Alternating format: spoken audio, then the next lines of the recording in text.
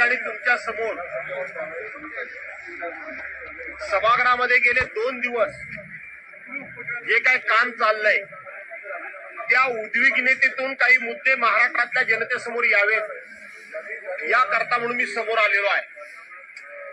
गेले 2 दिवस सभागृहामध्ये जे आमदार अबू आझमींनी ज्या औरंगजेबाचे कारणाशिवाय या ठिकाणी खूप मोठं गुणगान केलं आणि एक प्रकारे छत्रपती शिवाजी महाराज आणि छत्रपती संभाजी महाराज यांचा अवमान केला, महाराष्ट्राचा अवमान केला, देशाचा अवमान केला आणि त्याच्या विरोधामध्ये सभागृहामध्ये प्रस्ताव आल्यानंतर त्या प्रस्तावाचं समर्थन देण्याचाच आम्ही प्रयत्न केला।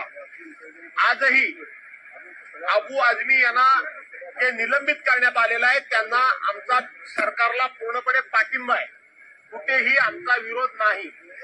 परंतु सभागृहामध्ये एक गोष्ट अतिशय प्रकर्षानं जाणवली की या बेगडी हिंदुत्ववाद्यांचा आणि बेगडी छत्रपती शिवाजी महाराज आणि संभाजी महाराजांच्या वरच्या प्रेमाचा या ठिकाणी ज्या पद्धतीनं तिथे आविष्कार केला जातोय हा अत्यंत निषेधार्ह आहे।